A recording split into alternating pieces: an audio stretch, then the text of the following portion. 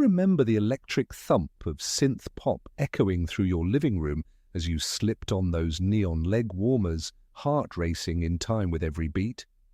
The 1980s aerobics craze swept the nation, drawing millions to living rooms, gyms, and rec centers, all moving in unison to the call of "Feel the Burn." There was an infectious energy in the air, bright leotards, bouncy step aerobics mats, the smell of vinyl and hairspray lingering as Jane. Fonda beamed from the television. For so many, this decade's fitness revolution was about more than burning calories. It was about community, fun, and feeling alive again in a rapidly changing world. Did you join your friends after work for a sweaty class, or did you press play on the VCR and get moving in private? Whether you felt awkward or unstoppable, those moments left a lasting impression, twinning laughter and exertion. So what made 80s aerobics so unforgettable, and why do so many of us still remember every move? Take a breath, stretch those memories, and let's step back into the pulse and spirit of the era that got America up and moving. Long before the sight of brightly clad instructors led crowds through grapevines and high-knee marches, fitness in America looked very different.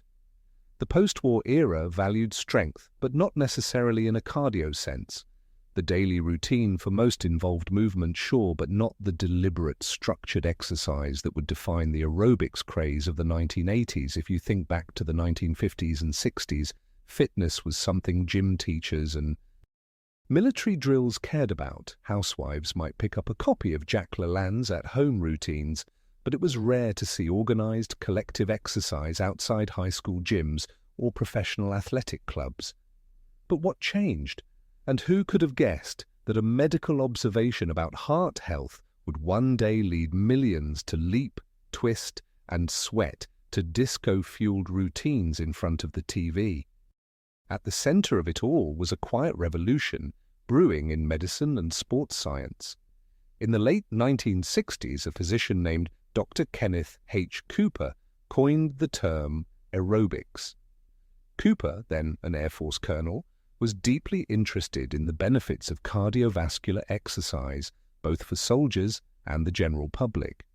He wrote a groundbreaking book titled Aerobics in 1968, arguing that regular aerobic activity, think running, swimming, or cycling, was key to longevity and heart health. This was a big shift from the earlier focus on just building muscle or looking thin. Cooper's research showed clear links between regular aerobic exercise and lower risk of disease. Did you know the US Air Force began prescribing aerobic points for pilots based on Cooper's studies? Imagine, military fitness standards were quietly laying the groundwork for what would become a neon revolution. However, it would take a unique spirit driven by the energy of the coming decade to bring Cooper's vision into America's living rooms. The 1970s saw a wider embrace of jogging, thanks in part to Bill Bowerman and the legendary jogging craze. Yet, even as tracks and trails filled up, these activities remained solitary or small group efforts.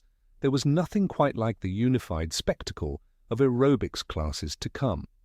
Enter the era of self-help, self-improvement, and social optimism that buzzed through American culture as the 1980s approached.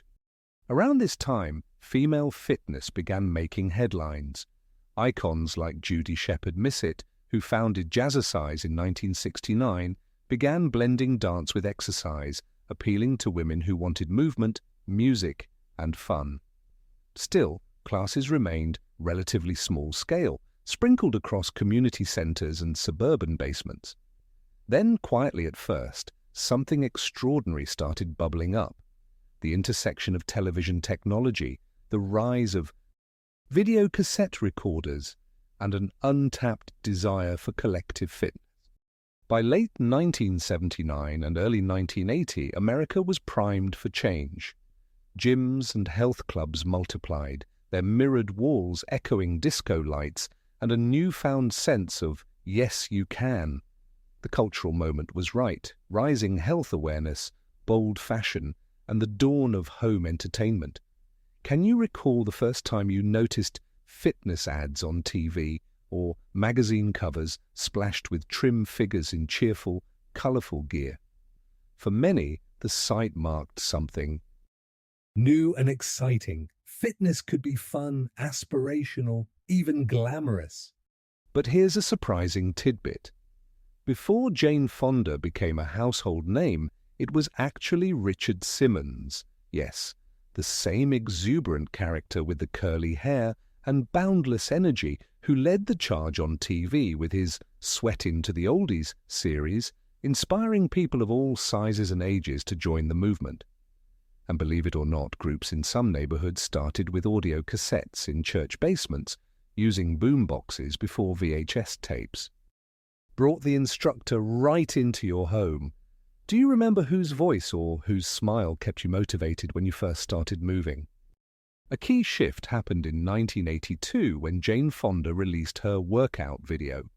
Few predicted that her tape would become one of the best-selling home videos of all time, launching 1 million living room studios and inspiring workout parties from coast to coast. In a world still used to the privacy of solo activity, Fonda's approach made group exercise thrilling and inclusive. Even while alone at home, you felt part of a massive, energetic community. It's hard to overstate how dramatic this transition was, especially for women who had rarely seen themselves as the stars of their own fitness show. Yet this early evolution was not just about glossy leggings and sweatbands. It reflected a deep change in how Americans thought about their bodies and well-being. What Cooper and Fonda set in motion, and what you might have felt the first time you stepped, bounced, and laughed along, was a sense of empowerment. Suddenly, fitness was not just something reserved for the young or athletic, but open to everyone, regardless of age, shape, or skill. It begged questions we're still pondering today. When did you first start thinking of exercise as joyful rather than a chore? Was there a moment when the dance beats and collective laughter made you feel truly alive, part of something big and bright? Aerobics in the 80s rode a wave of wider cultural shifts, growing awareness of heart health, the explosion of personal media, changing gender roles, and the American obsession with self-improvement. It became more than a fad. Led by public figures and powered by a technological leap, the early days of aerobics offered a fresh chapter in communal health narratives, and it set the stage for the trends, fashions, and unforgettable personalities about to leap quite literally into the spotlight. But before we start flipping through the rainbow of leg warmers and the thumping music of the next chapter, consider this. What if that first hesitant step, that first cassette or cable show, was not just an exercise routine, but the birth of a new kind of togetherness where hearts, hopes, and hips all moved in dazzling sync?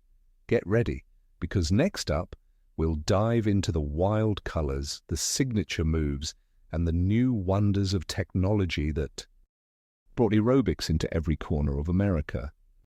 And as we leave behind the pulse-pounding rhythms and kaleidoscopic flashes of 1980s aerobics, it's worth taking a step back and letting those memories settle, like the sweat cooling after the last song faded. We've looked back on a time when fitness transformed from a solitary, sometimes intimidating task into a joyful group celebration. From the very first televised routines and scratchy cassette workouts to the explosion of home videos led by icons like Jane Fonda and Richard Simmons, we saw how the nation found itself drawn together, not just in pursuit of health or slimmer waistlines, but for the sheer fun of it all. Aerobics classes became more than just exercise. They became social events, community gatherings, even family rituals. Maybe you remember sliding the VCR tape into place after dinner, or carpooling with friends to the rec center under the hum of anticipation. For so many, the staccato echo of sneakers on gym floors and the laughter after a botched grapevine were reminders of life's simple pleasures, set to a soundtrack that never seems to fade away. The true legacy of 1980s aerobics, though, is something you might still feel in your bones, the idea that movement can be joyful and inclusive, no matter your age, shape, or skill level. It taught us that fitness doesn't have to be drudgery, stiff, or painful. It could be colourful socks, energetic instructors with ever-present smiles, and that deep, satisfying ache of a workout done together. Through it all, America rediscovered the power of music and movement, wrapped up in the laughter of friends and the glow of the television screen. And even now, decades later, the mere mention of aerobics can bring back the scent of the gym mat, the flash of sequined headbands, and the pure energy of a community moving with one heart. Looking back, do you remember that feeling, the mix of nervousness and excitement before class started, or the rush when your favorite song blared through the speakers? What move made you feel like you could keep going forever? And who was standing next to you urging you on? It's funny how these memories, big or small, can still bring a smile or a spark of pride, reminding us of what we accomplished together, one step at a time. So, I'd love to hear your stories. Share in the comments the moment when you first gave aerobics a try, or that memorable class that always made your week. Did you have a favorite instructor, or a routine that you still remember today? If this journey brought back even a flicker of those days, please give this video a like, subscribe to the channel for more nostalgic throwbacks, and consider sharing it with old friends who once joined you on the gym floor. New episodes will be coming soon, celebrating even more of the unforgettable trends and turning points that shaped our lives. After all, the magic of 80s aerobics reminds us of something vital: to keep moving, keep laughing, and hold tight to the music that once brought us together. Sometimes all it takes is a familiar tune or a remembered stretch to transport us to a time when anything felt possible and we cheered each other on every heartbeat of the way.